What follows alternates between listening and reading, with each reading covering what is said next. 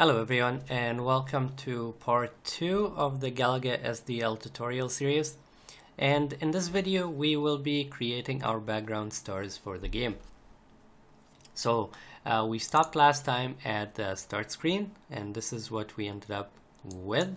So we have a start screen that we can move the cursor around, and the Galaga logo is flashing. So in this video we're going to be creating the flickering stars in the background that scroll when the start screen is coming up, and then they stop scrolling once it's in place.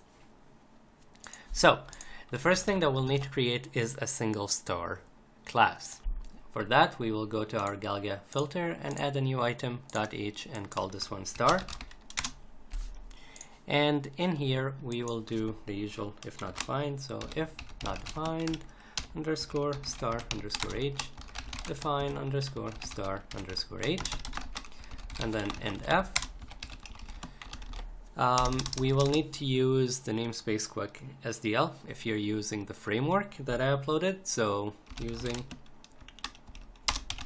namespace quick SDL, and to define that we will need to include our texture.h and the timer.h. So we'll do include timer.h and texture.h.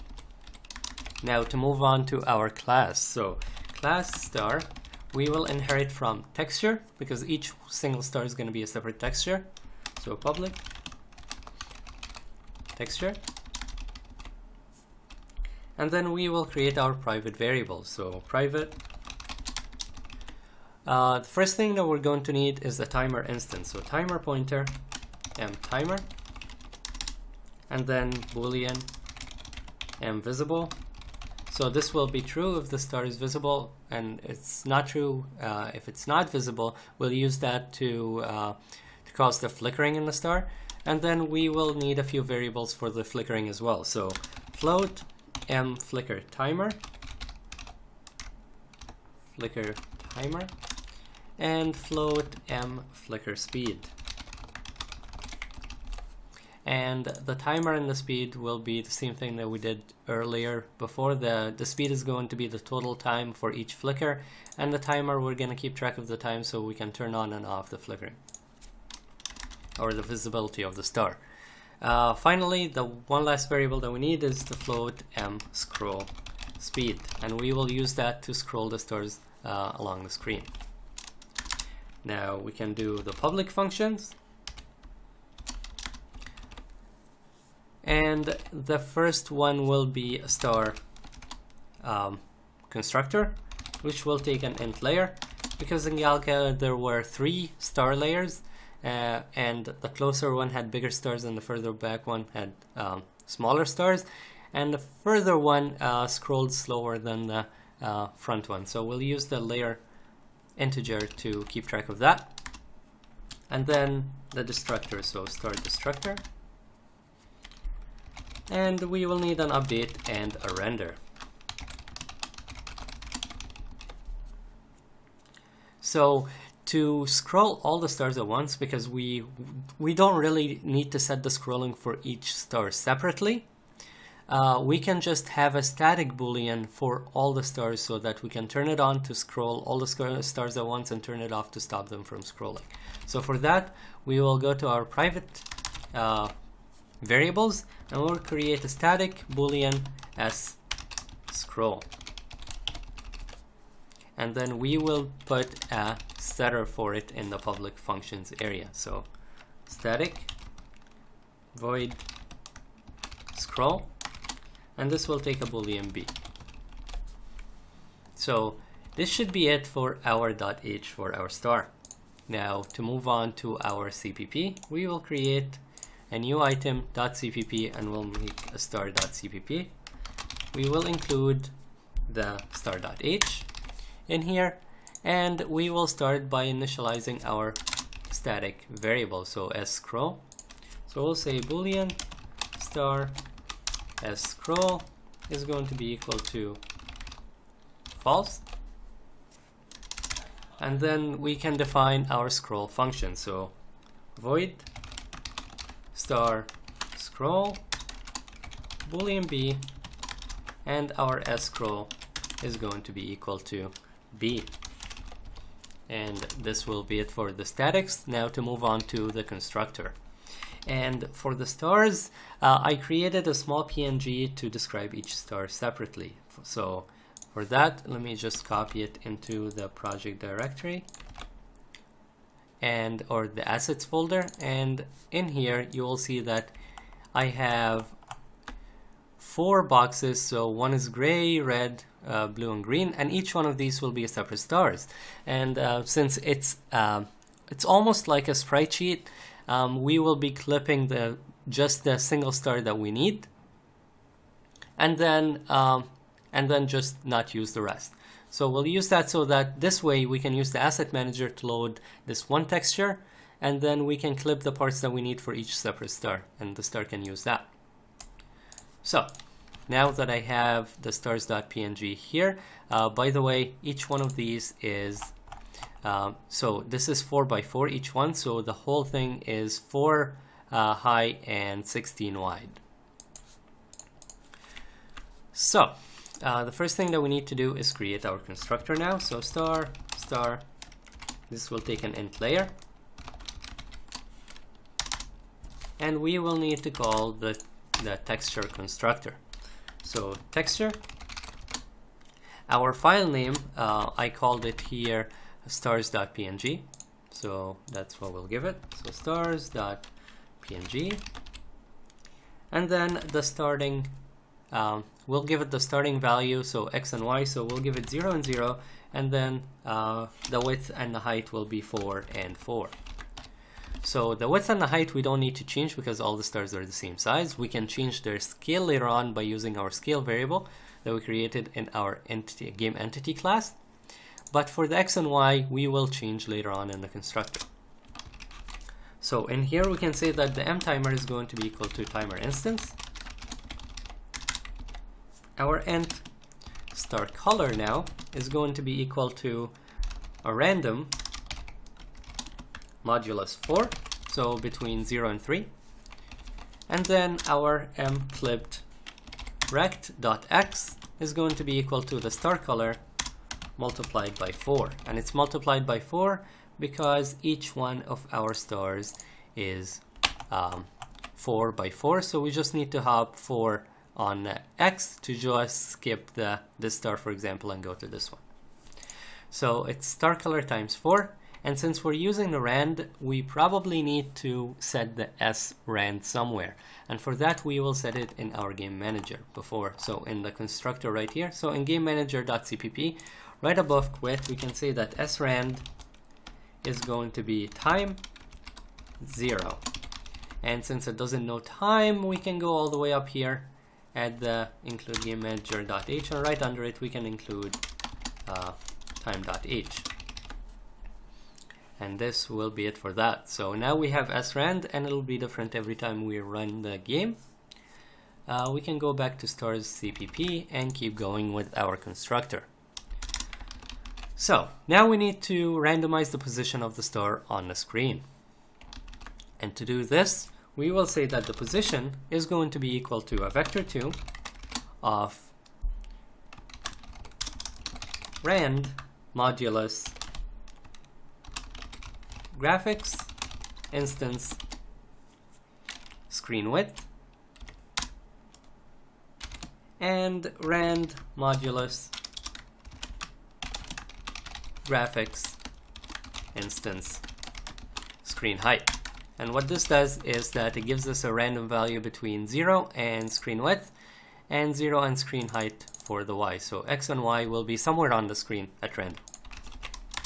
Now to move on to the flicker timer, so mFlicker timer is going to start off being 0.0f, and we want the flickering to be different for each star. So we'll set the flicker speed, so mFlicker speed is going to be equal to 1.05f, so this is going to be the minimum flicker time for each star is 0.15 seconds, and then we need to set the maximum, and the maximum will be a float cast of rand, because rand returns something between 0 and rand underscore max.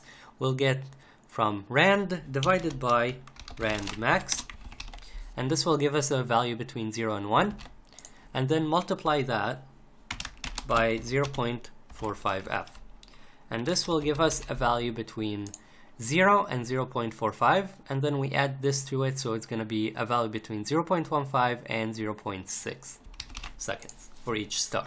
So if you want to change the flicker speed at all, you can just change them here. So this is the minimum, and this plus this is the maximum. Now to move on to our scale for the stars, and for this we will need the inverse of the layer that we're on. So float inverse layer is going to be equal to 1.0f divided by the layer that we're on, and then our scale is going to be a vector 2 of,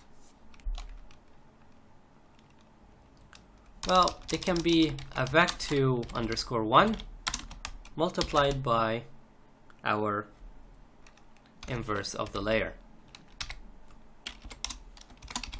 So if we're on layer 1, our scale would be 1, so each star would be 4 by 4. If we're on layer 2, it would be 1 over 2, so it would be 0.5, so each star would be 2 by 2, and then on layer 3, the stars would be 1 by 1. So now that we have this, we'll set m scroll speed is going to be equal to, let's say, 10.0f divided by the layer. So this way it's going to be faster for the closer layers and slower for the further layers. Now to move on to the destructor, all we need to do is just set our timer to null. So star m timer is going to be equal to null. And then we need our scroll function. So so for this one, we will need to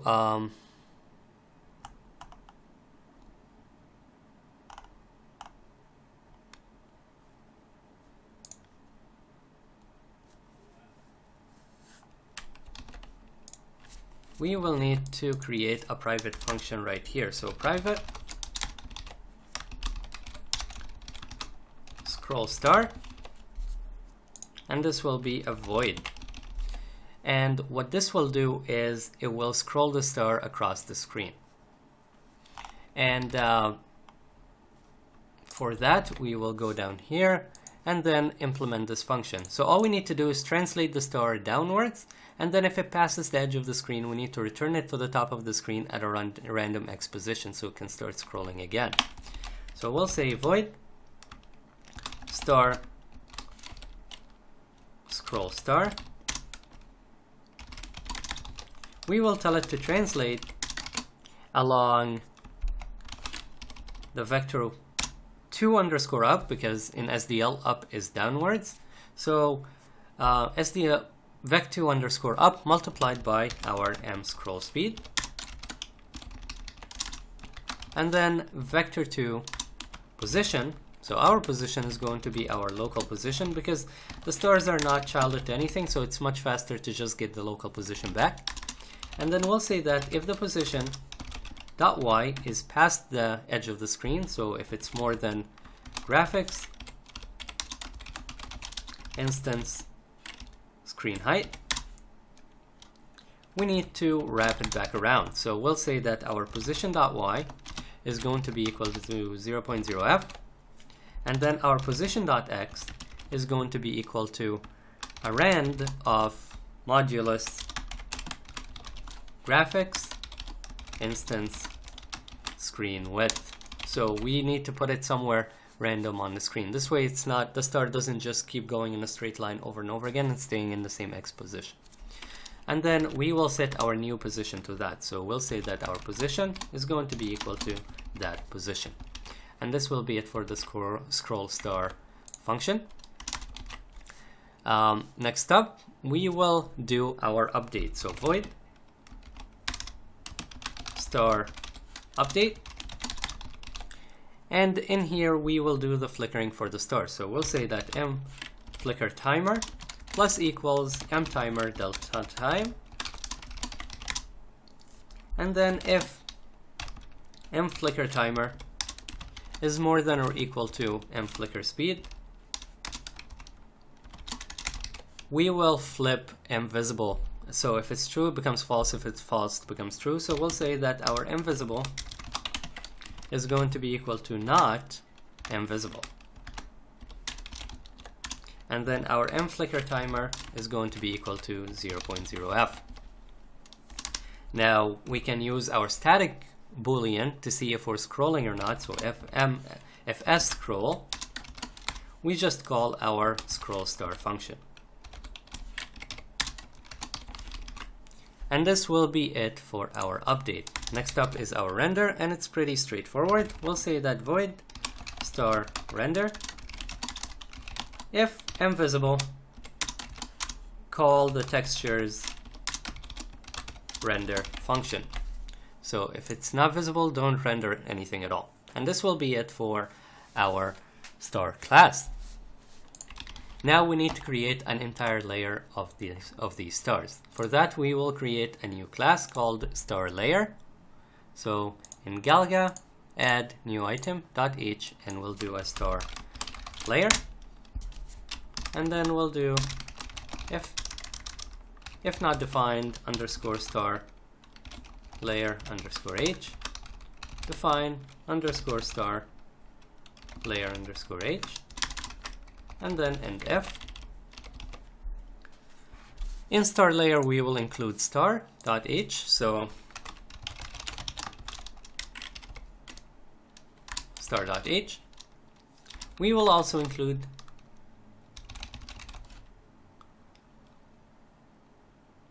actually, we don't need to really include anything else. In here, we will do class star layer.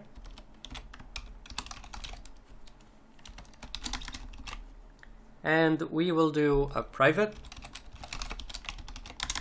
as well as a public. And now we can create an array for all our stars. So we can first create a const int star underscore count, which will be equal to 30. So each layer will have 30 stars. We'll see if we want to change that later on, but for now, we'll keep it at 30 stars.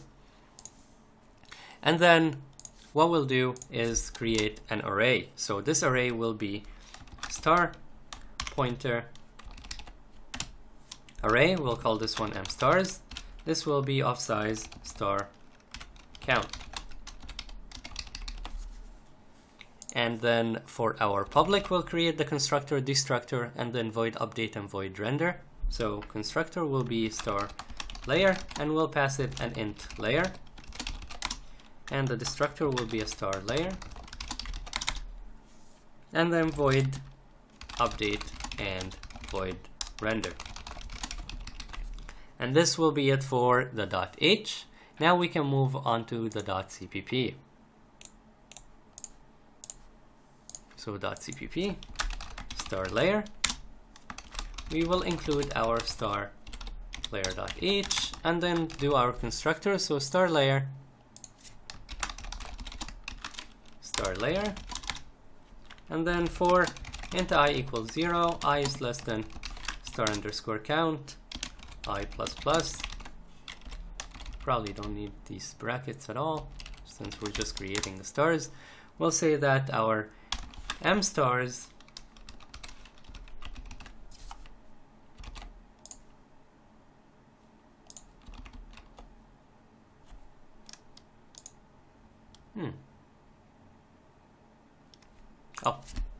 int layer.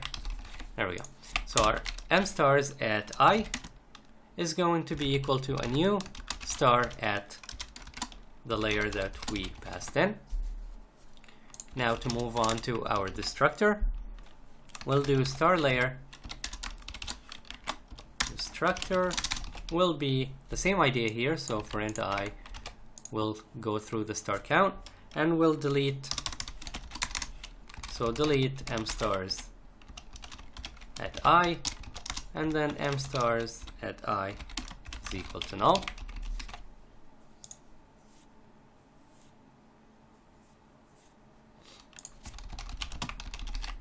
There we go. We'll just change this one to static because it applies the same for everything else, so we can just set it to static constant int. And now we have our star layer to be a size of star count. Now to move on to the update and render, it's pretty straightforward. Just loop through all the stars and update them, and then loop through all the stars and render them. So void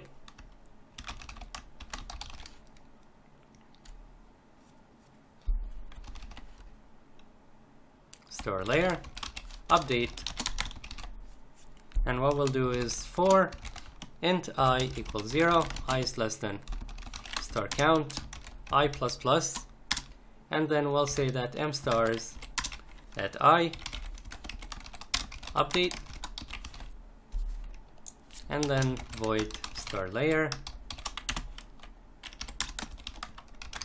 render for int I equals 0, I is less than star count, I plus plus, and then m stars at I render.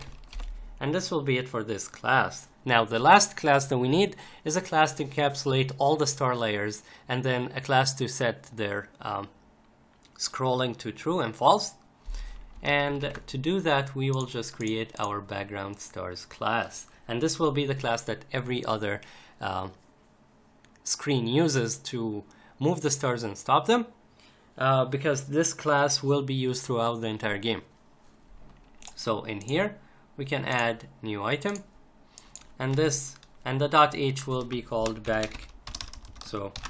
background stars, and then we will do if not defined underscore background stars underscore h define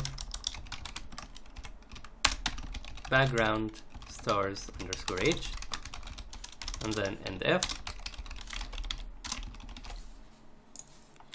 And in here we will have 3 layers for now, but then with this setup we can increase the number of layers if we want to.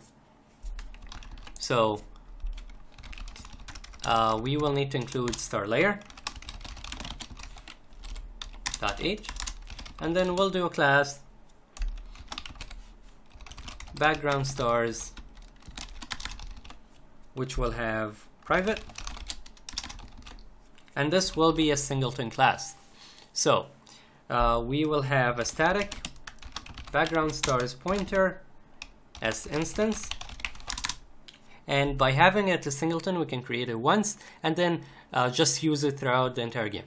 So going from screen to screen, each one of these screens can scroll the stars and stop their scrolling whenever they need to. So star layer pointer m layers, which will be of size 3, and then public we will have our getter for the instance and release. So static background stars pointer instance and static void release, and then we will have a void scroll, which will take a boolean b, and then void update and void render. Now for our private functions, we'll just have the constructor and destructor there, just like our usual singleton setup. So private background stars and background stars. And this will be it for this class. We just need to do the .cpp now. So .cpp background stars will include background stars.h, and in here we'll just initialize our static variable first. So background stars pointer background stars s instance is going to start off being null, and then we can implement our static function. So background stars pointer background stars instance, if s instance is equal to null, then s instance is going to be equal to a new background stars, and then we'll return s instance. Return s instance. Now void background stars release. And in here we will delete the instance and then set the S instance to null. So our usual singleton setup. And now we can move on to our constructor, and the constructor will just create the 3 layers that we need. So for that, we will say that our background stars. Actually, maybe we can go back here, instead of this just being hard coded in, we'll do a static constant layer count is going to be equal to 3, and then change this from 3 to layer count. And this way we can just change it over here, because we're going to use that 3 quite a bit, just in case we need to change it later on. So there we go. So for int I equals 0, I is less than layer count, I plus plus, and then m layers. Oh, I didn't call it layers. So m layers at I is going to be equal to a new star layer, and the layer that's going to be on is just going to take I, and then the destructor will free all these. So background stars destructor for int I equals 0, I is less than layer count, I plus plus, delete m layers at I, and then m layers at I is equal to null. And in the update, we'll just update the layers. In the draw, we'll just, or the render, will just render the layers. So background stars update for int I equals 0, I is less than layer count, I plus plus. And then we will do, actually we don't need the brackets, because we'll just say that m layers at I update. So this is a void. And then we'll do the same thing, but for render. So render, instead of update, we'll just call render. And this will be it for our background stars. Now, if we go back to our game manager, we can include our background stars. So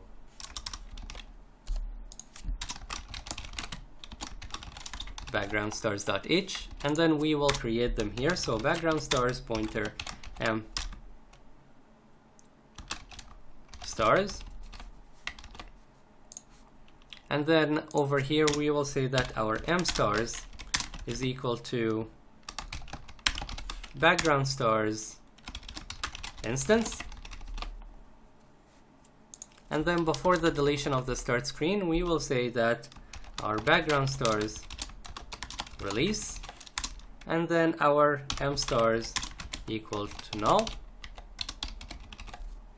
Then if we go down to the update, before our start screen we will do our m stars update, and in the render before the start screen render we will do an m stars render.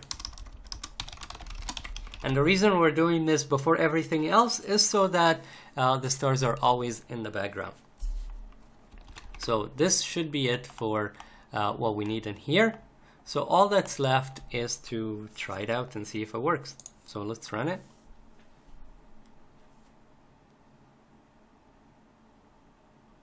There we go. So the stars are flickering, but they're not moving yet. So what we need to do is to make the start screen scroll the stars as long as the start screen is moving, and then they stop once it's stopped. So for that, we can close this and go to our start screen.h. And in here, we will include our background stars.h, and then create an instance for it in here. So background stars pointer m stars. And then in the start screen.cpp, all the way at the end, we will say that our m stars is going to be equal to background stars instance. And then we'll say that our m stars scroll to true, because once the start screen starts, we want it to be scrolling across. So its scroll is going to be equal to true. So now if we try to run this, oh, there's an error here.